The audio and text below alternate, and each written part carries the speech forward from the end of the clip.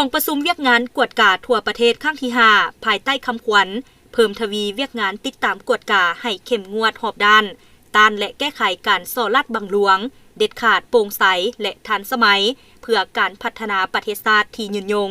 ได้ไขขึ้นอย่างเป็นทางการในวันที่1กรกฎาคม2026ที่หอประชุมแห่งชาติให้เกียรติเป็นประธานโดยสหายพลเอกวิไลหลาคำฟองกรรมการกรมการเมืองศูนย์กลางภาคผู้ประจำการคณะเลขาธิการศูนย์กลางภาคมีบรรดาสหายกรรมการกรมการเมืองศูนย์กลางภาคคณะเลขาธิการศูนย์กลางภาคบรรดาสหายกรรมการสมบูรณ์และสำรองศูนย์กลางภาคคณะกวดกาศูนย์กลางภาคองค์การกวดกาแห่งรัฐรองรัฐมนตรี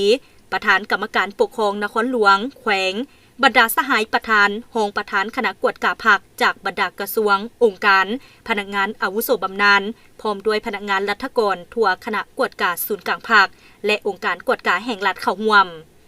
ในกองประชุมสหายพลเอกวิไลหลาคำฟองได้กล่าวว่ากองประชุมเวียกงานกวดกาทั่วประเทศครั้งนี้จะได้พร้อมกันค้นคว้าปรึกษาหารือและหับฮ้องเอาปัญหาที่สำคัญ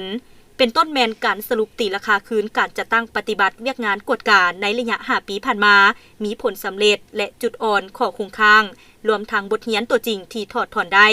พร้อมทั้งบรรดาทิศทางคาดหมายสู่สนในต่อหน้าที่จะต้องได้สุ่มใส่จัดตั้งปฏิบัติแต่นี้ฮอดปี2030เพื่อเฮ็ดให้เวียกงานกวดกาภาคกวดการัฐสกัดกั้นและต้านการส่อลัดบังหลวงอยู่ศูนย์กลางและท้องถิ่นให้มีการหันเปลี่ยนใหม่อย่างตั้งหน้าตามทิศทางมติกองประชุมใหญ่ครั้งที่12ของภาควางออกให้มีประสิทธิภาพประสิทธิผลตัวจริงพร้อมนี้ยังได้กล่าวเปิดกองประชุมเวียกงานกวดกาทั่วประเทศอย่างเป็นทางการ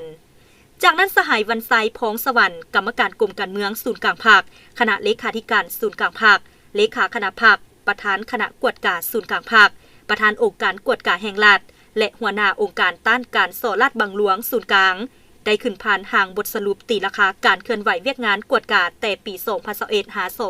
2025และทิศทางแผนการ2026หา2030และสหายนางปิงคำลาสสิมากรรมการศูนย์กลางภาครองประธานคณะกวดกาศูนย์กลางภาครองประธานองค์การกวดกาแห่งรัฐรองหัวหน้าองค์การต้านการส่อลัดบังหลวงศูนย์กลางก็ได้ขึ้นผ่านห่างรายงานแผนพัฒนาเวียกงานกวดกา2021หา